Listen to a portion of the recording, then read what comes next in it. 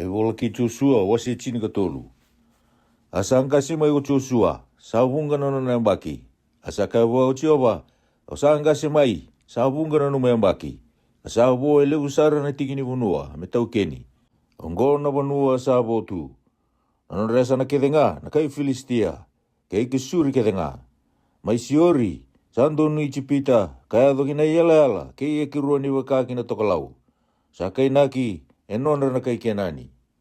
Ele lima, na nonda turanga na kai Filistia, na kai kasa, ke na kai asi todi, na kai asi kiloni, na kai kada, ke na kai ekironi. Ko ira talanga na aivimi.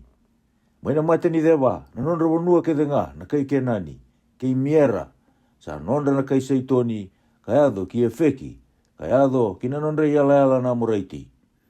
Ke na nonda wanua na kai kipali, ke ile pononi te udoko, waka ki na idandra ni mata ni singa, mai pe alikata, ruku ni ulu ni wanua ko erimoni, ka doba na sala, samba sika ke amadi.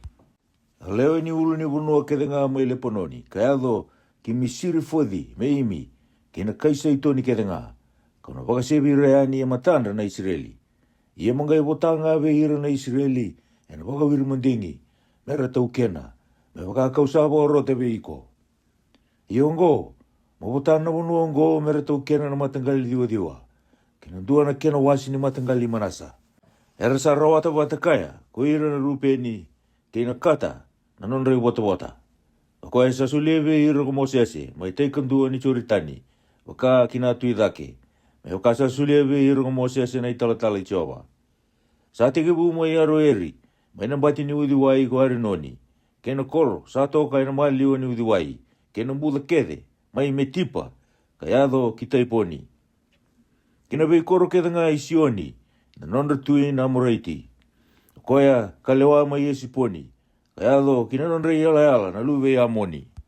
Kei kiliati, kina nonda esana na kai kisuri, kina kai miaka, kina ulu ni bunua tau udoko erimoni, kei pasani tau udoko, kayado kisalika. Namatini tu tau udoko ni oki, mai pasani, koya kalewa mai asite rodi, kei etirei, na kenrabo na tamata na yang ulebu. Sa mukuti rongo ko mosese, wakasabi ratani. Ia sasanga ni wakasabi ratani na kai kisuri, ko ira na Israeli. Sa na kai meaka, asa tiko na kenramaliwa na Israeli, ko ira na kai kisuri, ke na kai meaka, kaya dhowa na singongo. Ia kina matingal ngai liwai, sasanga ni sulio ko koya, endua na kenre wata. Sa kenre wata na veka, sa wadambori na bukawanga vechova, na kalou ni Israeli. Kaka kaiwe ira ko koya. Asa vota ko mosese, kina matagali rupeni me wakana nonra webu wale. Ia na nonra sana, sa tigabu mayaru eri, koya may nambati ni udiwai, ko arinoni, kina koro koya, na malio ni udiwai, kina buda kede, may metipa. Ko esiponi, kina wei koro kede, na buda, ko taiponi, kei pa modi, peali, kei pedi peali, mioni, kei cheesa, kei kete modi, kei mefeadi, kei kireadi imi, kei sipima, kei seredi, aseari, ena ulu ni wanua, maina wanua de lebu. Kei pedi piori, kei asitodi, pisika, kei pedi chisimodi, kina veikoro kede nga sa tu ena buda, kina matini tu doko, ne sioni, na nonra tui na muraiti, koya, kalewa mai esiponi, o ira kamukuta wata ko mosese, ke ira na turanga ni Midiani. Ko iwi, ke rekimi, ke suri, ke uri, ke repa, era turanga ni sioni, ka tiko ena bonua. Ko pela mitalanga, na lube piori, na rai, era evita ko ira na Israeli na iselewau, ke ira na tamata, era sa evita. Ina nonra yala na rupeni, na choritani, kena sana koya. Ngona nonra bota na rupeni, na wakana nonra bebu vale, na vei koro, kena kenra vei koro lalai. Asa wotau mosese, kina matangali kata, iyo veira na kata, me wakana nonra bebu vale. Ia sa nonra sana, kotsa siri, kina koro kede nga mai kiliati, kandua na kena wasi ni kenra wanua, na lube ya amoni, kayado kiaru eri, ngori, sando nui rapa. Mai esiponi talanga, kayado kiram mai misipe, kei pitonimi, mai mea nimi, talanga kayado, kina yala ni tipiri. Ia enambuda, ko pedi arami, kei pedi ni mira, kei sukodi, kei safoni, na kena woni matini tu nesioni, na tu ye siponi, ko choritani, kena esana ko ya, ka dhomo na matini uidhi wai, ko kina redi, mai teikandua ni choritani waka, kina tu idake. Ngona nonre wata na kata, me wakana nonre vivu wale, na vei koro, kena kenra vei koro lalai. Asa wata ko Mosese indua na wata, kina ndua kena wasi, ni matangali manasa, sanga inondra indua na kena wasi, inondra matangali na manasa, me wakana nonre vivu wale.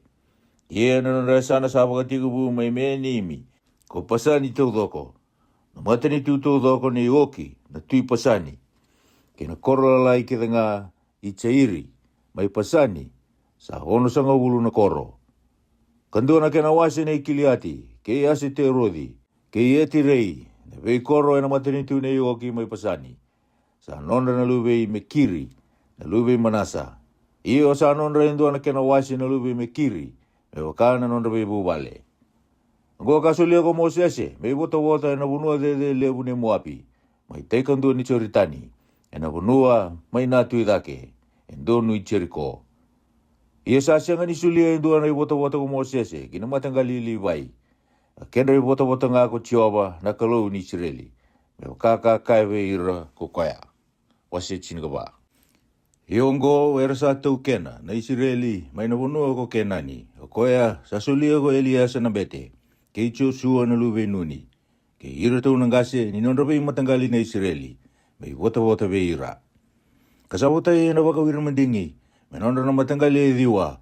Kina ndua na kena wasi ni matangali. Me wakaroto ko Jehova. E na ngusi Mosese. Ni sa sulia uti ko Mosese. Na nonra tikina na matangali e rua. Kandua na kena wasi ni matangali. Mana teikandua ni choritani. Ia sa sianga ni sulia ko koya. Indua na wota be ira na liwai. E na kena ramaliwa. Ni sa rua na matangali. Ko manasa ke Efremi. Ko irau na lube Josefa. Ia era sianga kina. Ni sulia indua na tiki ni vunua be ira na liwai. Era sulia nga na vei koro. Mera tiko kina vunua be ido sabulita. Meanga kina nonra manumanu ya boiba. Kina nonra iau. E waka sawa rota vei Mosese o Jehova. Era kita ka waka kina ko ira na Israeli. Karsa wota na vunua. Era ngai lako mai vei Joshua kilikali. Ko ira na chuta. Asaka bua ko kelepi na lube chifune. Da kena saiti. O sakila na vosa ka kai Mosese na tamata ni kalou. Ko Jehova e na wukundaru. Mai ke tesa parinea. Ko Mosese na italatala ni kalou. Me ulaki amata. Ia ka waka utatali bua na vosa. Satu elamangu. Ia ko iritau na wekangu ki te walakobata. Iritau wakanda tu utaga na elondra na tamata. Ia ko iau nga kawamuri Jehova saranga na nungu kalou. Asa bumbulu ia na singa ko iau Mosese. Kakaya. E na nomu i wata wakaindina nga na vunua, sambutuka na avamu. E na nonra na nomu kawa hatawa mundu, niko sa muri Jehova saranga na nongu kalou. Iongo, raida, sa wakambula iau tiko nga ko Jehova. E na mbaki e wasa nga bulga limongo. Isa vela ko yaki tiko nga na Israeli may na vunua liwa. E wakakakaya ko koya. Iyo, may na singa ka bosa takakina na bosa ngo ko Jehova vei Mosese. Iongo, raida, sa hanggai walu sa nga bulga lima na nongo yung baki endai. Au sa ko tiko endai. Me waka ene singa gatala iau kina ko Mosese. Na nungu ko endai sa waka na nungu koa ene singa ko ya. Me ulagi balu. Se me ulago yani. Ka me ulesu mai. Iongo. Moselia kina ve iau na ulu ni bunuongo. Ka bosa kina ko Jehova ene singa ko ya. Niko arongoda ene singa ko ya. Nirasa tiko kina na lube ya naki. Kasale lebu. Kabagambai na ve koro.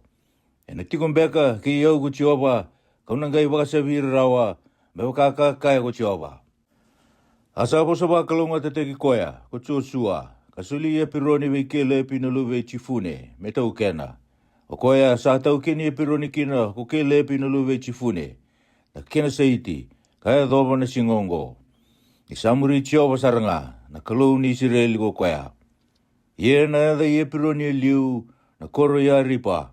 O koya, na tamata ka rongo lebu, ve ira na lube anaki. Asa mundu na iwalu, hena bonua. Wase chiniga 5. Ia na wota ni nonra matangali na chuta, me wakana nonra bebu wale, sa yado kina iale ala ki itomi. Na vunua liwa ko sini. Kina mata ni deba. Ai ala sara ni deba. Ia na non re ala ko deba. Saba ka tikubu mana mata sawa. Ni wasa tuina. Maina tomba. Sangarawa na mata ni deba. Asa lako ya ni buka kina deba. Kaya do kimeele akira pimi. Alawa ya ni kisini. Asa lako tanga maina deba. Kaya do kikitesa parinea. Kalako ya ni kiesironi. Kalako dake kiata kangai ngole. Ikarika. Asa lako ya ni buka kia simoni. Kalakia do bona withi wai ni chipita. Ia na mundu ni ala koya. Na waitui. Ongo wena no mundo ala kine deba. Ia na ala maina tui dake. Na wasa tui na saya do bona uti ni choritani. Ia na ala maina sana waka kina tokolau. Sa waka tikubu. Maina tomba ni wasa. Maina uti ni choritani. Asala ko dake na ala. Kipedi o kila. Asala ko yani maina sana. Kina tokolau kipedi harapa. Asala ko dake na ala. Kina watu ipoani. Na lube rupeni. Asala ko dake na ala waka. Kitipiri. Maina mbuda ya akori. Waka kina tokolau. Sangarawi kilikali. Maina sala ko dake kietu mimi. Maina taini uthi wai waka kina deba. Asala wani na ala kina wai ni eni se misi. Ia na kena mundu kue ni rokeli. Asala ko dake na ala maina mbuda ni lube inomi. Kina sana waka kina deba we ira na chepu saiti. Wea ko Jerusalemi. Asala ko dake na ala kina tua sangarawa na mbuda ni inomi. Sando ni anara.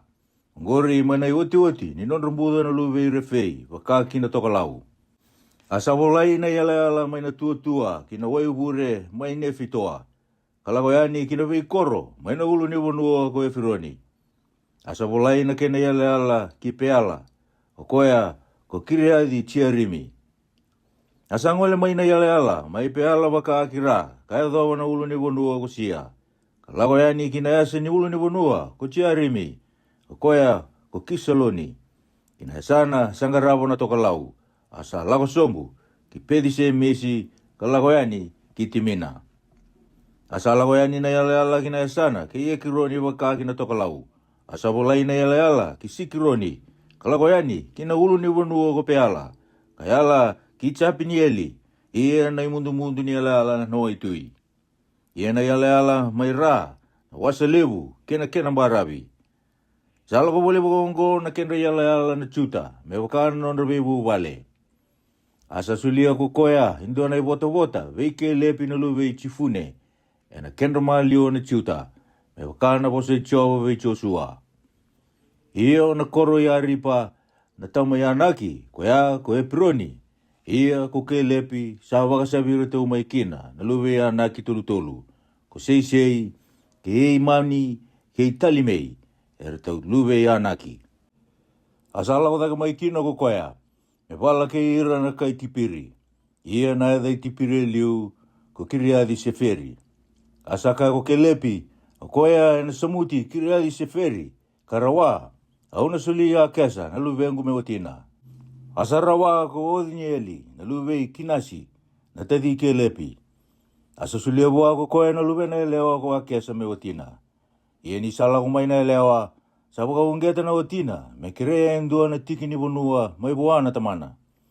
Asa sumbu mai na asa. Na elewa. Asa kaya bua ko kelepi. O saba kai vei. Asa kaya ko koya. Musulia vei yau na ka. Meu kalunga takina. Niko sasulia uti vei yau endua na bonua. Kina mate ni deva. Musulia telanga vei yau uso na mate ni wai. Asa sulia bua ko koya. Na mate ni wai edake. Kina mate ni wai era. Ongo na bota ni nondro matangali na chuta. Me wakana nondro bebu wale. Ia na koro sa toka ina ala ni nondro matangali na chuta. Ina ala waka ki tome. Kina deva. O kapisieli. Ke eteri. Ke chakuri. Ke kina. Ke timona. Ke atiata. Ke getesi. Ke asori. Ke idinani. Kusifi. Ke telemi. Ke palodi. Ke asori. Ko atata. Ke kiriodi. Ko esironi, koya, ko asori. Ko e mami, ke sema, ke molata, ke nakoro ko kata, ke esimoni, ke padipaleti, ke nakoro ko suali, ke pieri sepa, ke pise o dea, ko peala, kei imi, kei esemi, kei eli tolati, kei kisili, kei orima, kei sikilaki, kei matimana, kei sanisana, kei lipoodi, kei silimi, kei eini, kei rimoni, sa ruasanga wulu e diona vei korokede, kena kenra vei korolalai. Ena Buddha, ko esi taoli, kei sora, kei esina, kei sanoa, kei eni kanimi, ko tapua, kei enami, ko charimode, kei etulama, ko soko, kei aseka, kei sarieimi, kei etideimi, kei kitera, kei kiterodeimi. Sa tinika vana koro, kena kenrawei koro lalai. Ko sinani, kei etasa, kei mikitalikata, kei tilani, kei misipe, kei chokirieli, ko lakisi, kei posikadi, kei ekiloni, kei kaponi, kei lamasi, kei kidilisi, kei kiterodi, ko pedi tokani, kei neama, kei maketa, sa tinika ono na koro, kena kenrawi koro lalai. Ko lipina, kei ederi, kei asani, kei chifita, kei esena, kei nisipi, kei kila, kei ekisipi, kei miresa, sa diwa na koro, kena kenrawi koro lalai. Ko ekironi, kena kenawi koro lalai sa walita. Mai ekironi, ka dovo na waitui. Na koro kedenga sa atu boleka ki asitoti, kena kenrawi koro lalai. Ko asitoti, kena kenawi koro lalai sa walita. Ko kesa, kena kenawi koro lalai sa walita. Kayado kina udiwa ini chipita, kena waselewu, kena baravi. Ia maina ulu ni wanua, ko samiri, kei chatiri, kei soko, kei tana, kei kiriadi sana, ko ya kotipiri. Kei anapi, kei esi timoa, kei nimi, kei koseni, kei oloni, kei kilo, e tinikan duana koro, kena kenrawi koro lalai. Ko e rapi, kei tuma, kei esani, kei chanumi, kei pedi tapua, kei efeka, kei umita, kei kiriadi aripa, ko e pironi, kei siori, e diwa na koro, kena kenrawi koro lalai. Ko maoni, ko kameli, kei sifi, kei chuta, kei chesirieli, kei chokitiami, kei sanoa, ko keni, ko kipia, kei tamina, e tini na koro, kena kenrawi koro lalai. Ko aluli, ko pedisuri, kei kitori, kei meradi, kei pedinodi, kei eli tikoni, e ono na koro, kena kenrawi koro lalai. Ko kiriadi peali, ko kiriadi charimi, kei rapa, e rua na koro, kena kenrawi koro lalai. Mana wei kau ko pedi a rapa, ko mitini, kei sikaka, kei nipisani, kei na koro ni masima, kei eni keti, e ono na koro, kena kenrawi koro lalai. Ia ko ira na chepu sa iti, na kai Jerusalemi, sa senga ni wakasavira tani rawa ko ira na chuta. Ara sa tiko watanga na chepu sa iti, ke ira na chuta, mai Jerusalemi, ka edova, na singongo. Wasi chiniga wano. Ia na nonroi bota na lubi Josefa, sa tiko mana churitani sa boleka ki Jericho. Mana waini Jericho ena sana, kina tui dake. Waka kina vei kau sa lako dake mai Jericho, e lomani ulu ni wanua ki pedeli. Asala ko mai pedeli ki lusa. Kalako yani kina yala i ariki, ki ata rodi. Asala ko sombu waka kira, kina yala i chafileti.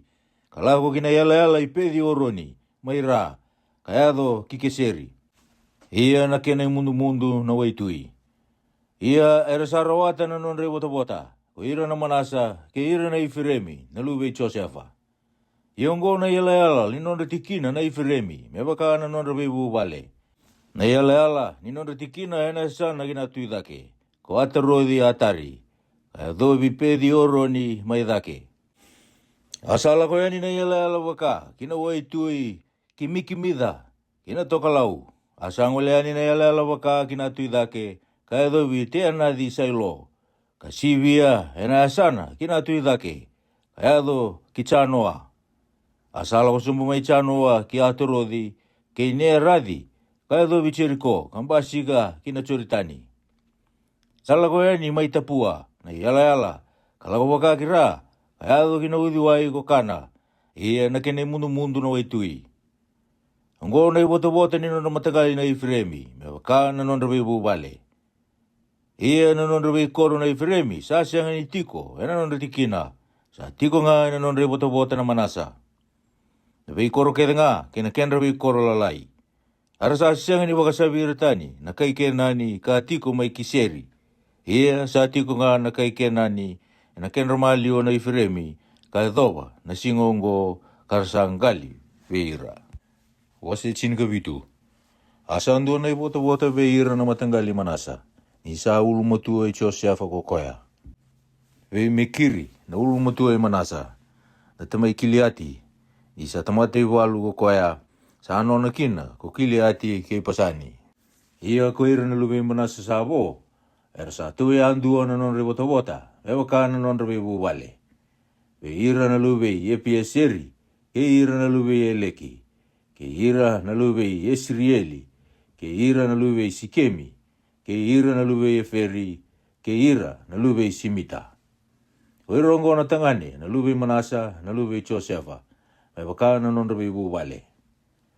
Ko silofati, na lube feri, na lube kiliati, na lube mekiri, na lube manasa, sasanga na lube na tangane, songa na lube na elewa. Iongo na edandratu, na lube na elewa, ko mala, ke noa, ko kila, ko milika, ke tirisa. Aratu sala ko mai ki vei Elias na bete. Vei Joshua telanga na lube nuni. Ke ira na turanga kakaya. Saba oro te vei Moses ko Jehova. Mesulia vei ki tou na ibota. Na kendroma liwa na weka ki tou. Sanga sulia ki na vei ira ko koya. Indo na ibota. Na kendroma liwa na weka itamanda tou. Weka na bose Jehova. Asalu tu vei ira na manasa. Tini na tikina. Kena bonua ko kiliati ke pasani telanga. Mana taikan dua ni choritani. Ni sandu na non rebota na lubi manasa era lewa. Na kendra liwa na lubi na tangane. Ko ira na lubi manasa sabo sa nonra na vanua ko kiliati. Na nonra yala na matangali manasa. Sa tekebu mai aseri kayado kimida. Koya sandu nui sikemi. Asala ko na yala kinai matau kibe ira na kai ni tapua. Sa nonra na manasa na vanua ko tapua. Ko tapua, na nonra yala na manasa. Sa nonra na ifiremi. Asala ko sombu na yala, kina udiwai ko kana. Mana tainu udiwai kina deva. Sa nonra na ifiremi, na vei korongo. Na malio ni nonra vei koro na manasa. Na nonra yala telanga na manasa, sa koto na tainu udiwai, kina tokalau. Sa kene mundu na waitui. Sa nonra na ifiremi, na tai kina deva. Kanondra na manasa na tai kina tokalau. Na kena yala na waitui. Asaya duki aseri, mai na tokalau. Kayado ke sakari, mai na tui dake. Sa nondra na manasa, mai asakari ke aseri. Kupedisiani, kena vi koro. Ke ipiliami, kena vi koro. Ke ira na kaitoa, kena vi koro. Ke ira na kaiendoa, kena vi koro. Ke ira na kai teanaki, kena vi koro. Ke ira na kai mikito, kena vi koro. Sa tulu na vanua. Era sa senga ni baka sabira tani rawa. Leo ni vi koro, koya. Ko ira na manasa. Era sa ngu, na kai kenani meratiko, na vanua koya. Ni sa tumbu, me kau na Israeli. Era sa baka saurara tekira na kai kenani, merangali. Kasenga ni baka sabira tani sara. Arasa bosa vei Joshua, ko ira na luve Joseph kakaya. Atau bako sasulia kina vi yau induang baungana ibota. Kanduang baungana tikina, me tau kena. Ni kema misale ubunga. Kanisa wakalunga tategi yau ko Joseph. Kaya do kinagonongo. Asa kabe iro Joshua. Kabaka unisale ubunga. Munila ko dake. Kina vi kau. Katai sombu mai kina. Meno muni nondra bonua. Nileo ni vi korolalai. Kina tamata yang uleu. Kesangi ngobe ke muni na ulune bunua mai fremi. Arsa kaya na lube Josefa, sasanga ni rotiki mami na ulune bunua. Na kai kena ni sa tiko, na bunua mbuda. Arsa vanging gini walu kokomea. Mai pedi siani, kena wi koro, ke ira mainam Buddha ko Israeli. Asa vosa o Joshua, kena matangali Josefa, iyo ve ira na Ifremi, kena manasa kakaya, ke munisa leo bunga, asa leo no muninganga. Ena sianga nindo ambonga na no muni bota-bota. Nina no muni na ulo ni bonua, iya ke sabi kau koya, kunina tai sombu. Ena no muni talanga na kena ve ala. Iya na kai kenani, ke bakai rasa wangingi ni walu ko kamea. Karasa kuko talanga ko ira, ke muni na bakasa vira taninga. Wasi chinga walu. Arasa songo ni bata na songo tu dogo ni Israeli, mai sailo. Kabaka tura da kikina, na vale ni beita baki. Asa baka mulu mutaki ve ira na bonua. Asa boe vitu na matangali, ve ira na Israeli. Sa sianga ni rawata na nonre bota-bota. Asa ka Joshua ke ve ira na Israeli. Adabo na kena ninde, kemni sa mbera kina ni lagi tau kena. Na bonua, sa sulia ve kemni ko chiobo na nonre kalau na nomuni ngase. Nilesia ele tolu na tamata, mai na nomuni matangali andua. Au na gaitala ira, arana dabutu. Ka vela ko yaki na bonua. Kabola na iala ni nonre bota-bota. Arana lesu mai ve yau. Arana wasea me vitu na tikina. Arana tiko na chuta, ena nonre sana, mai na deba. Kana tiko na matangali Josefa, ena nonre sana, mai na tokalau. Ia ndo no bola na bonua, me vitu na kena tikina. Kakauta mai na iwola ve yau kike. Miu ia na bagawiri mendingi ve kimuni eke, ena matai chowa, na nonda kalou. Ia ko ira na liwai, sa senga na nonre tikina, watake kimuni. Ni sa nonre bota-bota na daga bambete ve chioba. Ia ko ira na kata, kena rupeni, kandua na kena wasi ni matangali manasa. Era sa rawata na nonre bota-bota, mai tai kandua ni choritani. Mai natu idake, o koea, sa sulia ve ira o Mosese, na italatala chioba. Arasa butu ko ira na tamata, kalakotani.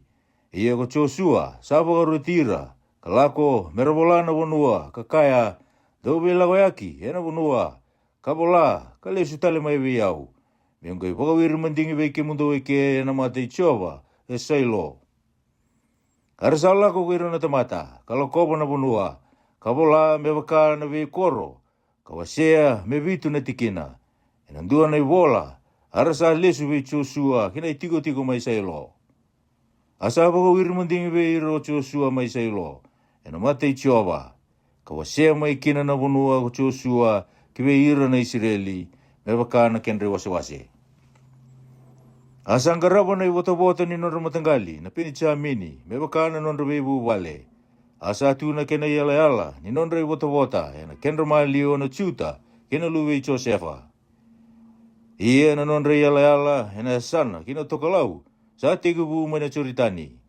Asala ko dake na yala kina asa Jericho sando ni na tokalau. Asala ko dake era ve ulu ni bonua wakakira. Ia sa kene mundu na lekutu mai pedia beni.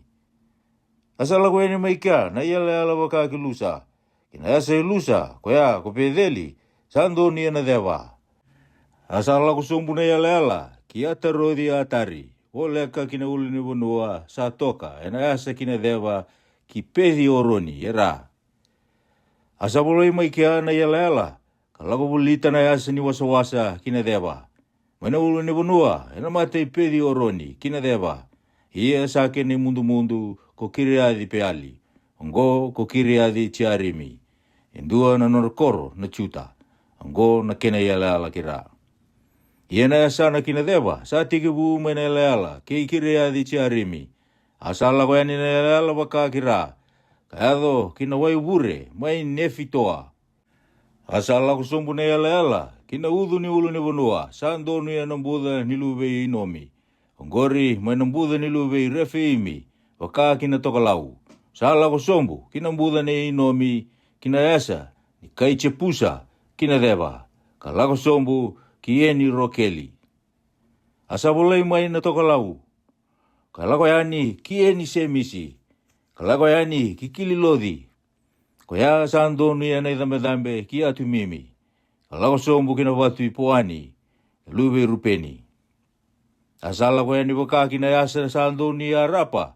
Kina mate ni tokalau. Kalako sombu ki arapa. Asala ko yani na yala kina asa ipedi o kila. Waka kina toka lau. Ia na mundu ni ala na tomba ni wasi tuituina. Waka kina toka lau. Mai na oti ni choritani kina deba. Ongo na yala kina deba. Ia na choritani sake na yala hena asa kina tuidake. Ongo na kena yala sabulita na nonre bota na peni chamini. Me waka na nonre bebu vale.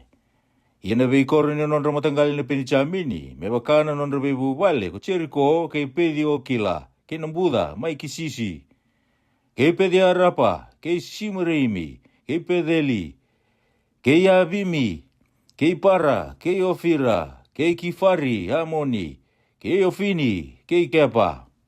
E tini karuana koro kina kenra vei koro lalai.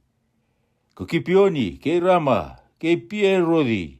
Kei misipe. Kei kifira. Kei mosa. Kei rikemi. Kei iripeli. Kei tarela. Kei sela. Ko elefi. Kei chepusa. Ko ya. Ko Jerusalemi. Ko kepadi. Ko kiriadi. E tini kawana koro kina kenra vei koro lalai. Ongo na nonre bota. Na peni chamini. Me waka na nonre vei buwale. Wase chiniga diwa. Ia na kene karua ni bota. Sa lutu vei ira ni Simeoni. Kina nonre matangali ni Simeoni. Me waka na nonre vei buwale. Ia na nonre bota. Sa novata. Kina nonre bota na chuta. Asa toka nonre bota. Ko pieri sepa. Ko sipa. Kei molata.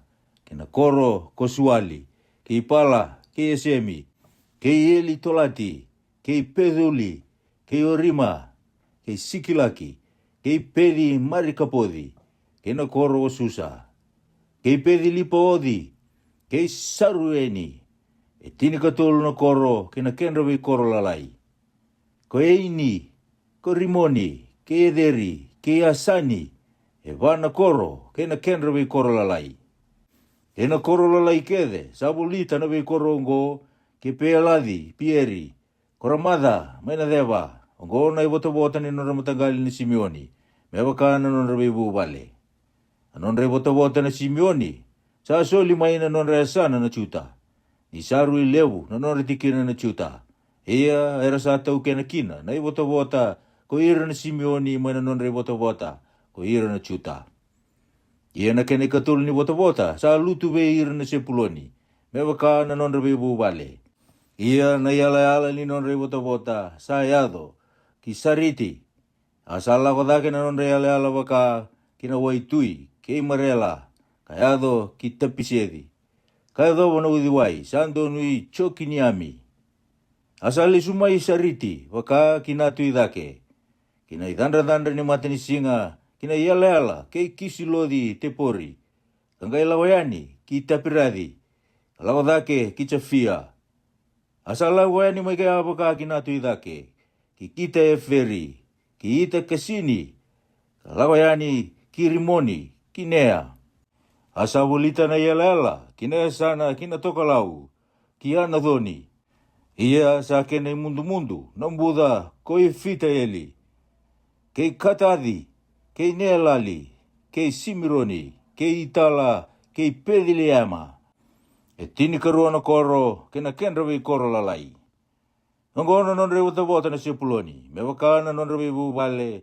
Na vei koro ongo. Kena kenrawi koro lalai. Kene kawani bota. Sa lutu ve ira na sakari. Ve ira na matangali sakari. Me waka na nonre bebu vale. Asa no na nonre yala waka. Ki chesirieli. Kei kesulodi. Kei sunemi. Kei efareimi. Kei sioni. Kei anaradi. Kei rapidi. Kei kisioni. Kei epesi. Kei rimidi. Kei eni kanimi. Kei eni ata. Kei pedi pasesi. Asayado ki te pori. Na yala. Kei se sima. Kei pedi se misi. Ia na kene mundu. Ni nonre yala na choritani. E tini ka wono na koro. Kena kenrawi koro lalai. Ongo na bota. Ni nonre matangali na isakari. Mewaka na nonre bebu vale. Na vei koro. Kena kenrawi koro lalai. Ia na kene kalima ni bota. Sa lutu kina nonre matangali na aseri. Mewaka na nonre bebu vale. Ia na nonre yala. Ko eli kadi. Kei eli. Kei peteni. Kei eki safi. kei ela meleki, kei amata, kei miseali, kaya dobi ka melikira, kaya do, kisiori lipinadi. Asal lesu waka, kina itanda ni mata ni singa, kipedi takoni, kaya do kisepuloni, kinambuda, koi fita eli, kina toka lau, kipedi emeki, keini eli, asala wayani, kipuli, kina imawi. Kei ipironi, kei riopi, kei amoni, kei kana, kayado kisaitoni lebu. Asal lesu kirama na yala, kena koro bakambai kotaiya. Asal lesu ke osa na yala, ye na kena mundu na waitui. Mana sana ko e kisipi, ke uma, ke efeki, ke riopi. E ruasanga uluga ruana koro, ina kendra vi koro lalai. Ongo na ibota-bota, ni nondro matangali na aseri. Ewa ka na nondro bebu vale, na vei koro ongo, kena kendra vei koro lalai. Na kene ka ono ni bota-bota, sa lutu veira na fitalai. Hio veira na matangali na fitalai, ewa ka na nondro bebu vale. Asa tikubu na nondro yale ala, mai e lepi, mai e loni, ki se na nimi, ke atami, ke nekepi, ke chapinieli, kayado kila kumi. Ia sa kena mundu no choritani. Ia sa lesu na yale ala waka kira. Ki esinodi tepori. Kalawayani mai kina ki ukoki. Kayado visio puloni mai na deva. Kayado ki aseri mai ra. Kayado ki chuta mai na choritani waka kina idanda ni matani singa. Ia na vei koro bakambai ko sitimi, ko seri, ke amadi, ko rakadi, ke kina redi. Ke atama, ke rama, ke asori, ke ketesi, ke etirei, ko eni asori, ke ironi, ke miki talieli, ko eremi, ke pedi anadi, ke pedi semisi, e tinga di ono koro, ke na kendra koro lalai. Nongo na bota ni nondra matagali na fitalai, mewa ka na nondra bu vale, na vei koro, ke na kendra koro lalai. Na kena kavitu ni wota sa lutu, kina nondra matangali na tani. Bewa ka na nondra bebu vale. Ia na yala ni nondra wota kosora. Kei esi taoli. Kei iri semisi. Kei seala pini. Kei ei chaloni. Kei idila. Kei eloni. Kei timinada. Kei ekironi. Kei ilitike. Kei kipidoni. Kei peladi. Kei chiute. Kei penipiraki. Kei kadarimoni, kei mecharikoni, kei rekoni, kena yala ina matei chopa. Asa sunrayani na nondra yala na tani. Nirasala ko dake merabe voluti, kei lesemi, karangu mutua, kasamuta ina isele wau, arasa tau kena katiku kina, arasa apakatuka lesemi, kotani, mebaka nayada itani na tamandra. Ongo na ibota ni nondra matangali na tani, mebaka na nondra bebu vale, na vei koro ongo, kena kendra vei koro lalai. Ia ni rasa wota na bunua me tau keni, mebaka na kena vei ala, erasanga isolia na Israeli vei Joshua na lube nuni, na ibota, na kendra maliwa. Mebaka na iboro Jehova, erasa sulia bua na koro, sakirea kokoya, ko timi na rasera, na ulu ni bunua ko Efiremi. Asatara ko koya no koro, koya, ketigo kina. Ongo na ibota, rabota ko Elias na bete, ke Joshua na lube nuni. Ke ira ersa turanga be ira ng gasini no rabi matanggali na Israeli. Ena bagawiri mendingi may sailo. Ena matay choba. Ena katumba ni bala ni beitawaki. Arsa bakawotia na bota unua. Wasi rusang bulu. Asa po sabi Joshua ko choba, kakaya, mawasabi ira na Israeli kakaya, dole siya minumundo na bi koro ni ronro. Kawa po sa kinabi kimundo en muswi Mosese. Menro kina kokoya, sabang matiendua ni sasyang ni nakita. Se ni sasyang ni kila. Iya, doon ro kina may bi koya, sano na itabi, mesang mo na mati. Iya ni sanro kokoya, kinandua na korongo, ena tu kokoya, ena mata-mata ni koro. Katukuna be ira ng gasi ni koro kaya nakasa takawa. Arna kauti koya be ira kiloma ni koro, arna lesia, endua natikina. Metiko kina ke ira kokoya. Ia ke baka samuri koea, ko koea sa ano na itavi, me songu na mate, na sianga ni suli koea, ka ia na vei mati, kina lingana, ni sa baka matea na wakana, ka sianga ni kila, ka sianga ni dati koea liu. Ia na tiko nga ko koea, na koro koea, ka e dhobo na singa na tarongi kina, matanda na isongo me lawai. Me ado manda na nona mate ko koea, sa ambete levu, na ngauno koea. Menanga ilesu ko koea, sa ia na vei matei, kina nona koro, kina nona vale, kina koro kanro mai kina. Arasa lesi ke tesi, mai kalili, na ulu ni vonua ko na fitalai, ke isi kemi, mai na ulu ni vonua ko Efraimi, ke kiriadi a ripa, koea, ko Epironi, mai na ulu ni vonua na ichuta. Ia mai te kandoa ni choritani, kandoa nui cheriko, waka kina tuidake, ara lesi peseri, mai na vonua liwa, mai na buda, na matangali rupeni, ke remodi, mai kiliati, na matangali kata, ikolani, mai pasani, na matangali manasa. Anggo na koro sa lesi ve ira ke na Israeli, ke ira na bulangi sa tiku bulangi ke ira. Menroki na tamata ke sa mukuta mate, endua ni sa sianga ni nakita. Kami kaku ni mate, na linga ikoya, sano na itavi, me so muna mate. Kami tarungi manda liu na matandra, na isongo-songo. Wasi urus ngulundua. Ia ko ira na turanga ng gasye, ve ira na liwai, sa tormai, ve Eliasa na bete, ke Joshua na luwe nuni, ke ira na turanga ng gasye ni nondo matanggali na Israeli. Sa wosa ve ira mai sailo, na vonua ko kenani, kakaya, sa bagaroto ko Jehova, na ngusi Mosese, me soli na koro so, me kito tiko kina. Kina vonua ve do sa volita, me anga kina neito manumano ya ba. Arsa sulia ve ira na liwai ko ira na Israeli, mana nondri wota na ve korongo, kina vonua ve do sa volita, me wakana i voro i Jehova. Asa luto na wota kina nondri ve vale, na luwe koada, ia na luwe roni na bete, mai ve ira na liwai, rawata tini katulu na koro, na vawiri mandingi, mai na matagali Juta, kamay na matangali Simeoni, kamay na matangali Penichamini. Ia ko ira sa ve ira na luwe koada, rawata tini na koro, na vawiri mandingi, mai na ve vale ni matangali Efraimi, kamay na matangali Tani, kamay na dua na kenawasi ni matangali Manasa.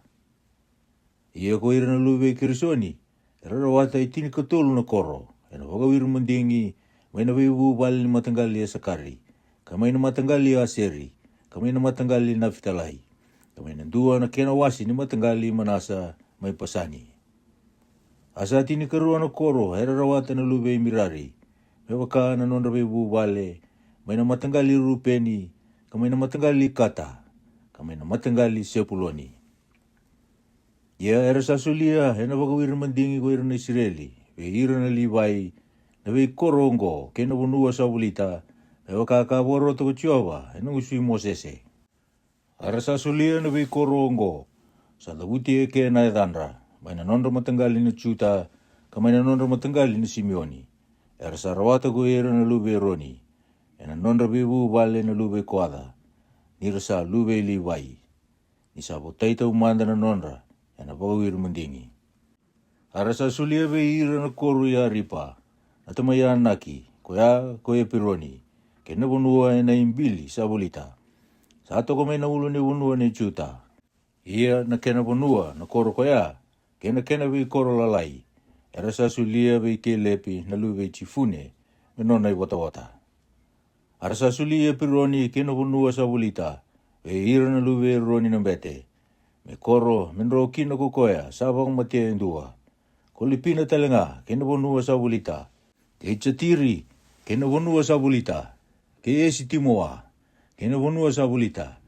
Ke Oloni, kena vonua sa volita. Ke Tipiri, kena vonua sa volita.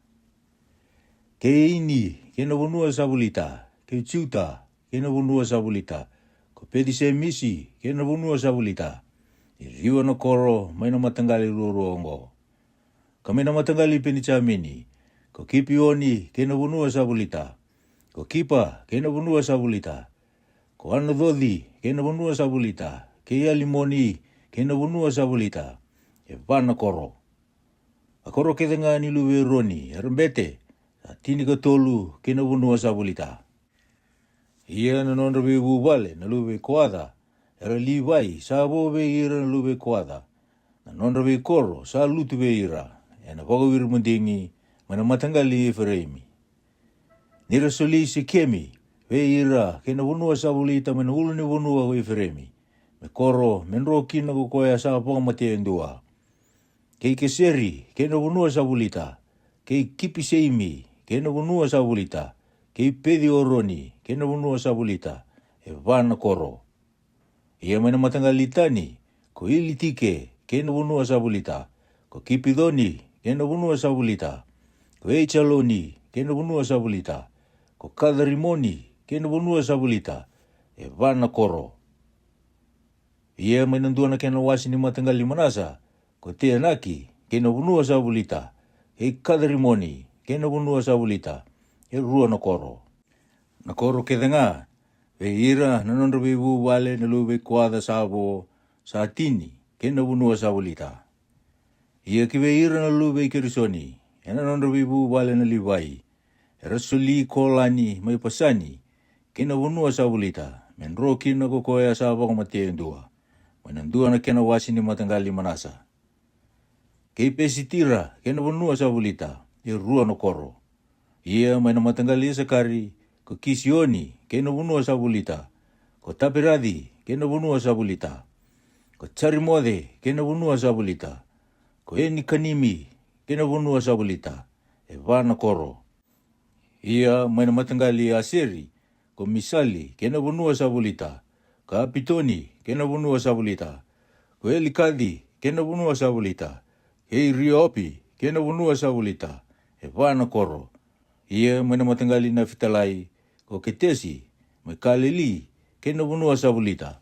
Men roki na kokoya sabang mate ndua. Ke ie moditori ke na vunua savulita. Ke karitani ke na vunua savulita. E tolu na koro. Anondra koro ke denga na luwe kirisoni. Me wakana nondra bebu wale. Sa tini ka tolu na koro ke na vunua savulita.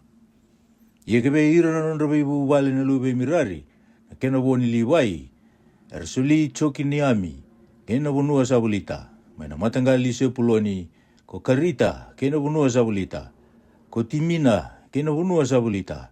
Ko neelali ke na vunua savulita. E vana koro. Ia mai na matangali rupeni. Ersuli peseri ke na vunua savulita. Ke cheasa ke na vunua savulita. Ko kite modi ke na vunua savulita. Ke mefe adi ke na vunua savulita. E vana koro. Ia mai na matangali kata. Ko remodi mai kiliati ke na vunua savulita. Men roki na kokoya sabang mate ndua. Ke mea nimi ke na vunua savulita. Ko esiponi ke na vunua savulita. Ko chaseri ke na vunua savulita. Na koro kede sava. Anondra koro kede na lube mirari. Beba ka na nondra bebu wale. Ko ya sabo be ira na nondra bebu wale na libai. Sa tini ka rua na koro e na pagawiri mandingi.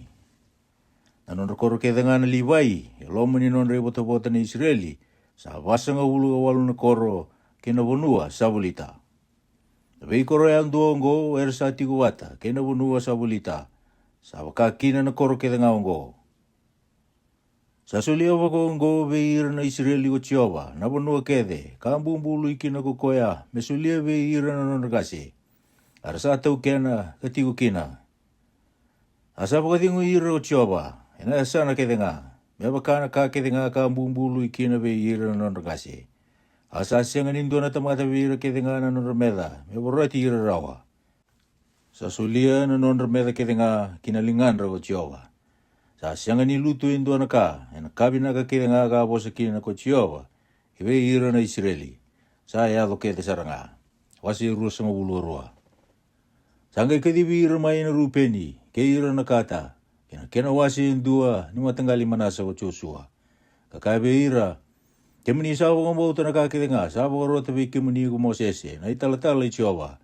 E kemani sawa ka rongo kinantumongu, ena kakede nga ka sawa ka roti kemani kina.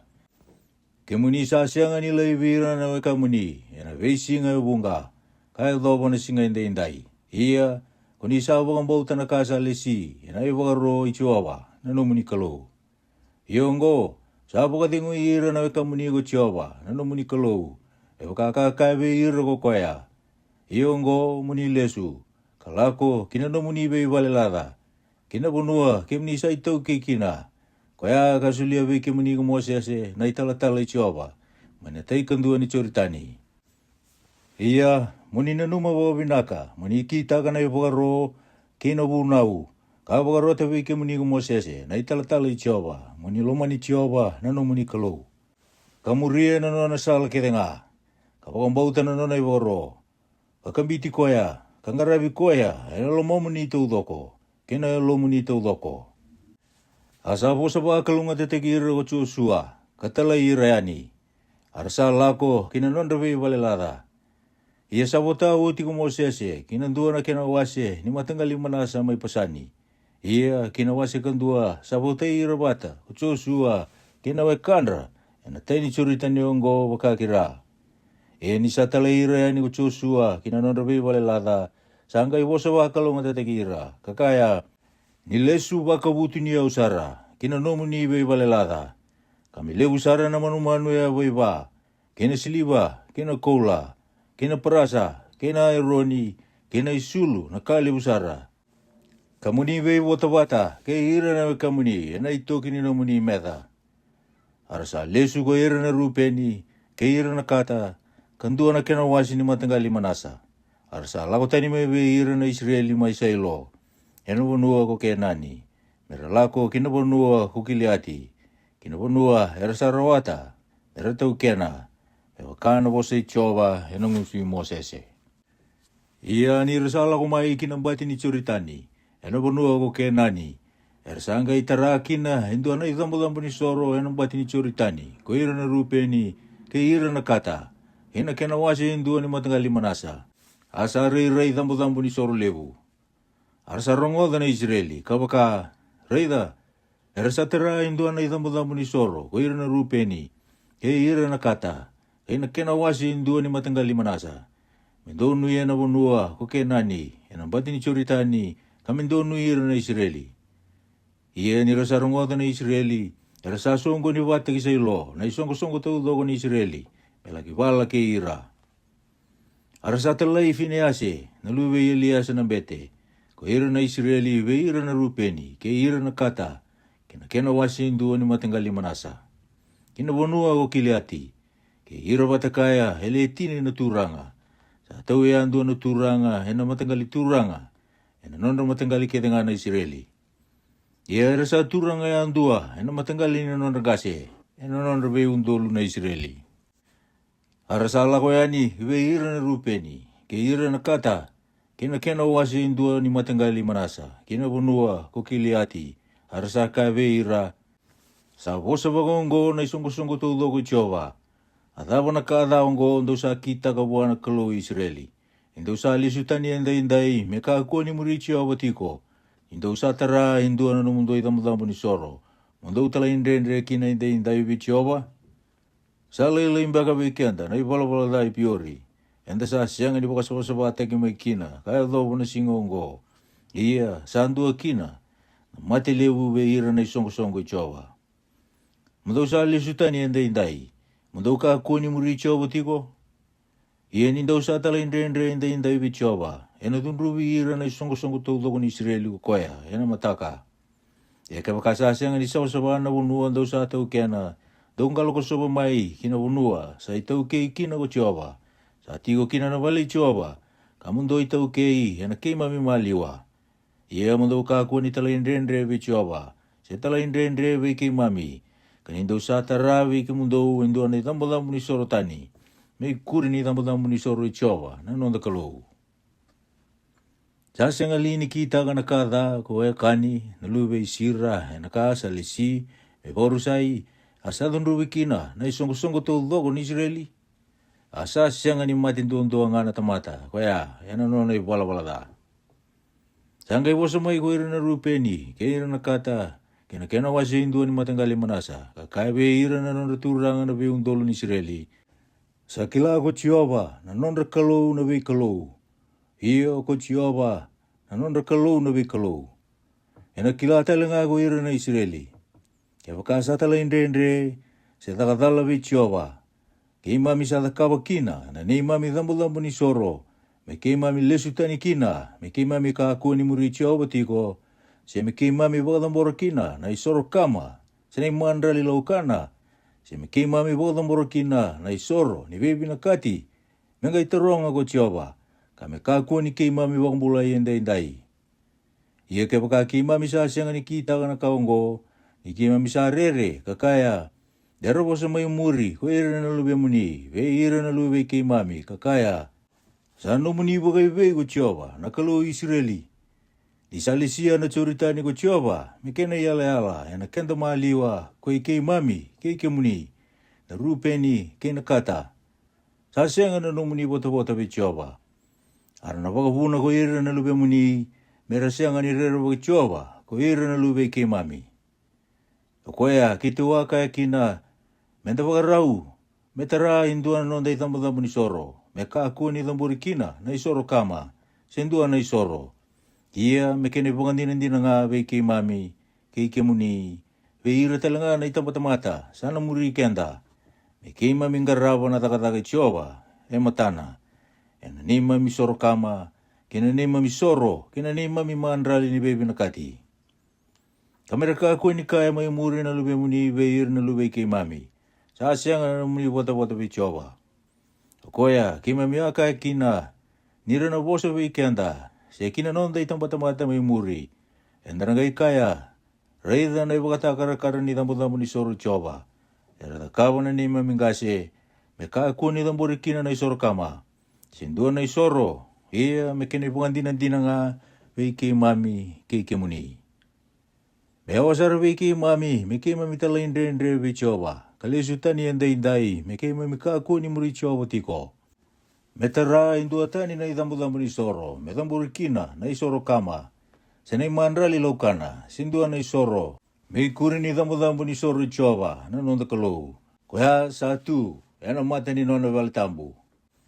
Ia ni sarongodo ko finiasi na bete, ke ira na turanga ni songo, na nonda turanga na viundolo ni Israeli, era sati ko kaya, na bosa, era sa bosa taga na rupeni, kena kata, kena manasa. Sangay kabi na kabeira. Asa kaya ko finiase na lube Eliasa na bete. Kibeira na rupeni, kina kata, kina manasa. Kay mami sa kila inday ni sa tiko na kenda maliwa ko Jehova. Ni muni sa siyang ni kita ka na kadaong ko be Jehova. Daw sangay wang bulay ira na Israeli, manalingay Jehova. Asa lis ko finiase na lube Eliasa na bete. Kaya na turanga, may beira na rupeni, kina kata, may nawunua ko kiliati, kinawunua ko kenani. Be ira na Israeli, katukuna be ira na kaongo. Asa ka binaka be ira na Israeli, na kaongo. Arsa po ka binakabuhan na kalou, ko ira na Israeli. Kasyang atali ni kaya, merala ko dake, may be iwala ke ira. May pagarusan na bunua, heratiko kina na rupeni, kinakata. Iya ko ira na rupeni, kinakata. Era pagatokan na itambo ni soro, ko eti. Kakaya, sana kena ibang dina be kianda. Ni sakalou ko Jehova. Wasir rusang ulo tolu. Iya ni sabo dingo ira na Israeli ibang dinde ko Jehova. May nanondra meda kede nga sabo ka buli tira. Kasangay ngasi may Joshua. Kasabong ganon na baki. Sangay kadibira kede nga na Israeli ko Joshua. Kaya ira na nondra ngasi. Kaya ira na nondra turanga. Kaya ira na nondra matabilaway. Kaya ira na nondra turang alalay. Asa kabe ira. Hausang kasi may. Kasabong ka na nunggo yung baki. Kaya munisa ray na nakakita nga katakawa. Kaya Jehova na nomuni kalou. Kaya ira na matinitu kita nga ongo. Hena buko muni. Nisay Jehova na nomuni kalou. Sa totagi kaya muni. Rayda. Hausabo tao tiwe kaya muni na bay matinitu ongo sabo. Menonray bota na nomuni bay matanggali.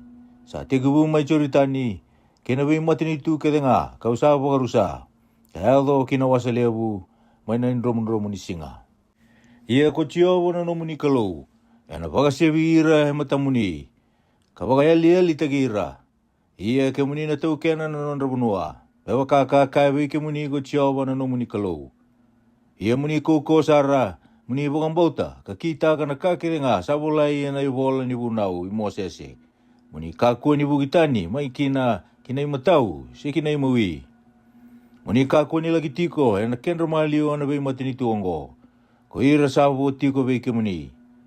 Muni kakua talangani dabuta na edha ni nondra bei kalau. Si ia kina na bumbului, sengaravi se duba bei ira. Ia muni kambiti chiova nga na no muni kalau, me baka ku ni sandau kitaka, kaya do na singongo. Ni sa baka se batani ko chiova, mai na mata muni sona mati ni tulevu, kakaukawa. Ia koi ke muni, sa sianga indua na tamata, sa ngumutua be ke muni kaya do na singongo. Ele ndua be ke muni, hena baka se ba, ele ndua na undolu. Ni sa chiova nga na no muni kalau, sa tota ke muni, me baka kaya be ke muni ko koya. Muni ngarau ni ke muni vinaka, muni lomani chiwawa na no muni kalau. Ya ke baka ke muni na buki, kakambita na voni vei matini tuongo. Ko ira sabo tiko vei ke muni, ka ia na bakawati ke ira, ka vela kobi tiko ke ira. Muni kilabo indina, ni na senga sara ni baka se vira tani mai vei ke muni na vei matini tuongo ko chiwawa na no muni kalau. Era na lawanga, kena idori vei ke muni, kena kuita, kina sari muni, kina voto ni kau, ena mata muni. Ia ke muni na rusa lewi kina, may nandela ni bonua binakaongo.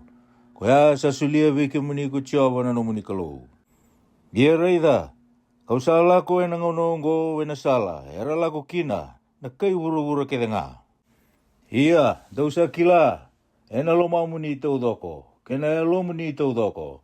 Ni sa sianga ni lutu endo anaka, ena kabinaka ke denga sa wasataka, ena hukumu ni ko chiawa na no muni kalau. Saya to keda nga be ke muni. Sa sianga ni lutu endua na kaongori. Ia me waka saya to be ke muni na kabina ka keda nga ka wosa taka be ke muni ko chiawa na no muni kalau.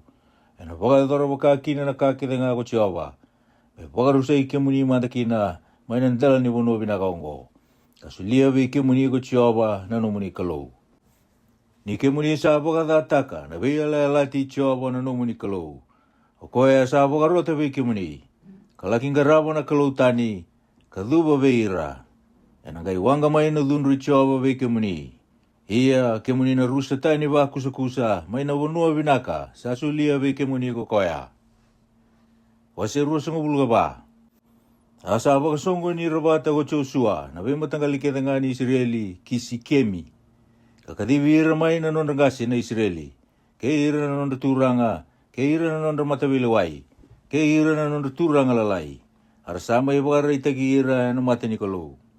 Asaka ko Joshua be ira na tamata ke nga. Sabo ongo ko Chiawa na kalau Israeli. Saratiko na nomuningasi liu. May taikando ni uduai. Iyo ko tira na tamay Abrahama. Ina tamay ni Ori. Iya herangarabo na kalau tani so. Ia kawa kauti Abrahama. Atamamundo may taikando ni uduai. Kakauti ko e woli na bunua ko kena ni taudoko. Kawakaleo bungataka na nona kawa. Kasuli ya Isake bua. Ia kawasuli che kope ke iso be ya Isake. Ia kawasulia be iko na ulu ni bunua ko siya. Metau kena. Ia rala ko sombu ki chipita ko che kope ke ira na lubena. Ia kawatalay Moses ke Roni. Ia kawawararo te ki chipita. Mewaka na kakawada kawa na kendra maliwa.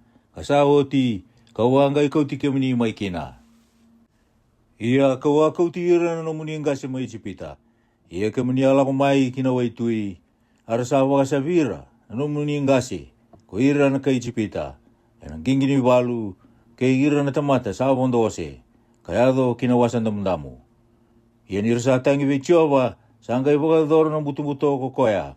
Yan ang kemuni maliwa kay ira na kay chipita. Asa ba kau tabe ira na wasa-wasa, kalubudi ira. Asa raida na matamuni na ka, kawa kita ka be ira na kay chipita. Ia kemuni ati ko bakandinde, may nabunua liwa. Ia kawa kau ti kemuni kinanon rabunua na moraiti, era ati ko may natay kandua ni choritani. Ara sabi bala kay kemuni. Ia kawa suli ira, kinalinga muni tau kena nanon rabunua. Ia ka wawaru se ira, mai na matamuni.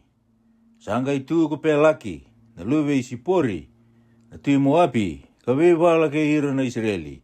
Kasata laki me kadibi pelami, na luwe piori, me watona ki kemuni muni da. Ia ka wambesi ni rungo di pelami. Kasa bosa wakalunga tate ki kemuni tingunga ko koya. Ia ka wabang bulai kemuni manalingana. Ia ando wala kobo na curitani. Kalau kumai ki ciriko, arabe wala keke muni na itau keke ciriko. Ko ira na muraiti, kena persa iti, kena kai kenani. Ke ira na iti, kena kake seiti. Ko ira na waiti, kena cepu seiti. Ia kau asuli ira kinalinga muni. Ia kau wapakatala, indua na lango tabu ibu ira rabaki, me liu beke muni. Ko ya sa bakasa virau, may na mata muni. Nanonra tui na muraiti ele rua. Sasenga na nomuni sele wau, sena nomuni takai. Ia kau sasulia vei kemuni endua na bunua, kemuni asianga ni wadakina. Kena vei koro, kemuni asianga ni tara. Ka kemuni sa tiko nga kina. Kemuni sa kana may na vei waini, kena vei olive kemuni asianga ni tea. Ia ongo muni rera bagi chowa. Kangarabi koya, hena alon dundonu, kabaka indina. Kambi tatani na vekalo, erangarawa na no muningasi, may tay kandua ni udiwai, may ichipita talenga, iya muningarabi chowa. Iya kabakasada veke muningarabi chowa, munindingita ki koe indai ke muningarawa. Sena vekalo, karangarawa na no muningasi, may tay kandua ni udiwai, sena nonra vekalo na muraiti, ke munisa tiko kina, ena nonra bonua. Iya koyau ke ira na nongule ni vale, kitu nanggarabi Jehova. Arasa wosa mai na tamata, kakaya me awasarabi ki mami, me ki mami laibi Jehova, me lagi ngaraba na kalau tanya so. Ni sa Jehova ngana nonda kalau, ka koti kenda dake ke ira na nonda ngasi, mai na wanua ko ichipita, mai na wali ni mbombula, kasa kita kana ebogata kila lebu ngori ya matanda. Kamaruru ikianda hena sala kedenga, enda ala kukina. Ena kendra mali o telenga na leo ni vebu nua, enda ala kukina. Kasabo kasi bata ni ko Jehova na tamata kedenga, mai ve kenda. Na amoreiti, erati ko ena bonua. O koyongo ke imami telenga, ke imami nanggarabi Jehova. Isa nima mikalu ko koya. Asa kai ve ira na tamata ko Joshua, ke muni sa sianga ni ngarabi Jehova rawa. Isa kalu yalo saba ko koya. Sa kalu bubu ko koya. Eno dunru bono nomuni talain rende, kena nomuni wala da. Eba kuni sa lebi Jehova, kangarabo na vekalo ni kaitani, ena gai buki ko koya, kapagada ni kemuni, kapagarusay kemuni, isa dakabinaga uti ve kemuni. Arasa kabe Joshua ko ira na tamata, esengai, kema menanggarabi Jehova nga. Asa kabe ira na tamata ko Joshua, kuni sa tukuni kemuni indai ni kemuni sa anting itagi Jehova. Muningarabi koya, arasa kaya, sabaka kina. Iongo, munimbiuta tani na vekalo ni kaitani, satu veke muni. Kawangolea na loma muni ve Jehova na kalo Israeli. Arasa kaya ve Joshua ko ira na tamata, kema minangarabi Jehova na nonda kalo. Ia kema minavorongo kina nonobosa. Asa ia indo na ve alalati, ke ira o Joshua, yana singa koya. Asa sulia be ira indo na vunau, kena ilesi mai si kemi. Asa olana wasongo, ena vola ni vunau ni kalo Joshua. Asa kauta indo na watu levu, ka wakanduria dake heruku ni indo na oki, ka tumai na walitambu Jehova. Asa kabe ira na tamata keda ngau Joshua, reida, na watu ongo ena kena vangandinindina, weekenda. Nisa rongoda na wasa keda ngai Jehova, sa vosa taka ko koe weekenda. Ye na kena vangandinindina weke muni, lego ni sa daki taka na numuni kalo. Asa wakatala ira na tamata ko Joshua, na tamata ya andua kina nona i wata. Ie ni sa uti na weka ongo, sa dhimbo Joshua na luwe nuni. Na talatala i Jehova, ni sa anduanan rau kamanitini na nona baki. Karasambuluta, ena yala ni nona i wata, mai timi nada sera. Ko ya mai na ulu ni vunua ko i Firemi. Ena asa ni ulu ni vunua dere ko ke asi, waka kina toka lau. Arasangara bichova kuira na Israeli herangona kedenga Joshua.